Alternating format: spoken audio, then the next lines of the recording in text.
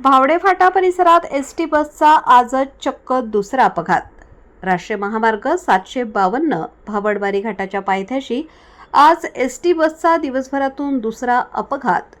शहापूर आगाराची बस क्रमांक MH20 BL 3192 नाशिकहून सटाण्याच्या दिशेने जात असताना भावडबारी घाटाच्या पायथ्याशी असलेल्या वळणावर समोरून येणाऱ्या कारला वाचवण्याच्या प्रयत्नात शहापूर आगाराची बस रस्त्याला खेटून असलेले दादाजी भामरे यांच्या शेतात उतरली।